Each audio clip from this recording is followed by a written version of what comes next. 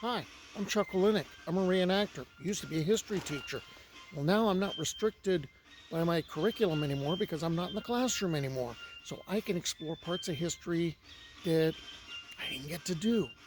And since I live in California, I've been wandering up and down the state of California telling a lot of stories about 18th and 19th century history.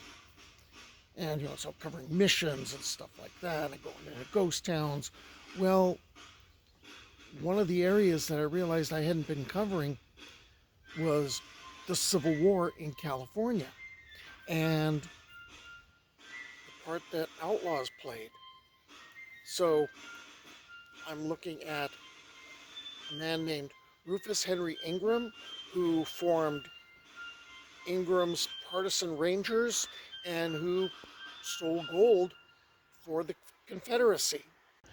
Bushwhacking was a form of guerrilla warfare common during the American Revolutionary War, the War of 1812, the Civil War, and basically other conflicts in which there are large areas of contested land and you don't have a lot of governmental resources to control this land. The perpetrators of the attacks were called bushwhackers, and the term's still in use today. And think of it as basically the aim is attrition. Bushwhackers were generally part of the irregular military forces on both sides. So if you were a Confederate sympathizer and you wanted to fight for the Confederacy, you had to get out of California very early in the war, whether you were going to travel by steamship or travel by land, because later steamship travel would require a series of passports. The buildup of Union troops at Fort Yuma and Union General Carleton's favoring hanging Confederates not wearing a uniform made going by land hazardous. What about fighting within California? Well, most Union troops were back east, and many of California's forts and camps were manned by California volunteers. But unlike Mosby's men, or Quantrill's raiders, who could take refuge in Confederate-controlled areas, these bushwhackers, they'd be facing large numbers of well-trained, highly motivated California volunteers who manned the forts and camps throughout the state. Most Confederate sympathizers were content to simply rail at the Yankees and, of course, bemoan, the unfairness of their fate. But not everyone. Santa Clara County was the home to a large number of secessionists, including an active castle of the Knights of the Gold Circle. These men began training themselves as partisans in remote hideaways in the Santa Cruz Mountains. In 1863, Rufus Henry Ingram met George Baker from San Jose, California, who had just come east to join the Confederate Army. Baker complained because the secessionists in California had no experienced leaders. Ingram claimed to have been with Quantrill's raiders during the infamous Lawrence Massacre, which, after 4 hours of merciless butchery, the partisans left almost all of the town's male population dead, and the commercial district was in ashes. And he became interested in going back with Baker to recruit soldiers for the Southern cause. In early 1864, Rufus Henry Ingram arrived in Santa Clara County with a Confederate commission as captain, and with a former undersheriff of Monterey County, Tom Poole, who had been part of the secessionist crew on board the J.M. Chapman. This will become important later. Organized about 50 local knights of the Golden Circle and commanded them in what became known as Captain Ingram's Partisan Rangers. Their goal was, at first, to head back east to fight, but this required money for arms and transport, and they thought of robbing stages. But loose talk caused the mission to be aborted. Soon after, Ingram decided to rob shipments of silver from the Comstock lode into Sacramento. On June 30th, 1864, Ingram, along with a small detachment, stops a stagecoach 7 miles east of Placerville, which was nicknamed Hangtown. at a place which became known as Bullion Bend, which was basically around Placerville, and stole a Wells Fargo treasure box containing an estimated $40,000 in gold and silver.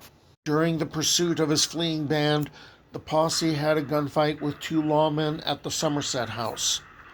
One of the posse, Deputy Sheriff Joseph Staples, was killed, while Poole was wounded and left to be captured. After a 2-day chase, the Placerville posse lost their trail and they got to Santa Clara County a week later. Tom Poole gave a complete confession. The bullion was recovered and he exposed his companions' identities. They evaded the search for them in Santa Clara County. Their next target took place 1.5 miles outside San Jose on the Almaden Road. New Almaden had quicksilver mines. If you wanted to process gold ore, you needed the mercury. The New Almaden deposit was rich, and the mine became California's largest producer of mercury for over 50 years. That meant a lot of gold was there. So remember, this is 1864. The Civil War is winding down. But Captain Ingram and his partisan rangers, on July 15th of 1864, they are going to attempt to rob the payroll coming to New Almaden. It failed. Information filtered back to Sheriff John Hicks Adams of Santa Clara County that the Confederates were holed up in a shack near Almaden. Sheriff Adams and a posse of deputies surrounded the shack and demanded their surrender. The robbers failed to obey the order and they tried to escape. A shootout ensued that resulted in most of the Confederates being either captured or killed in a volley of shots. A deputy was wounded, and Sheriff Adams was wounded when a bullet struck his pocket watch and glanced into his ribs. He'd live to fight another day. Later that year and the next, Adams pursued another gang of partisan rangers, the Mason Henry Gang. I'll cover them in the next video. They were not caught, but Adams made things so hot for them that they soon left for Southern California. His investigations also led to the capture of Tiburcio Vasquez in 1874. I knew that I'd seen that name before. Okay, so most of the partisan rangers dead or wounded, captured. Ingram, who started it all, and Baker, who talked him into it, they're gone. Supposedly to Missouri, they were never captured. They were never even seen again. So this seems to be the right place to wrap up loose ends. In this case, it's Tom Poole. Here was Poole, in a deputy sheriff or an under sheriff in Monterey County, but then he was involved with the J.M. Chapman incident, for which he went to Alcatraz. Right? He was a secessionist. He was involved in freaking piracy, even though the ship never actually did anything. And then he was involved with Ingram's partisan rangers. And during one of the robberies up near Bullion Bend, you had Staples that was killed. Well, he's found responsible for it, even though he did not pull the trigger. And there were people that objected to this. The jailers liked him. He was considered very affable, just this nice guy in the wrong place at the wrong time. 3 sheriffs from different counties wrote letters to the governor. They were asking for clemency, for leniency, and the governor remembered, hey, you've been at Alcatraz before. You were a privateer. Oh, and now I'm supposed to let you go, even though you murdered somebody? No, that's not happening.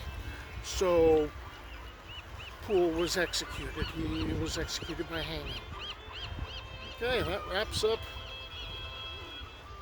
Poole's career and the career of the Ingram Partisan Rangers. So, until the next time, bye.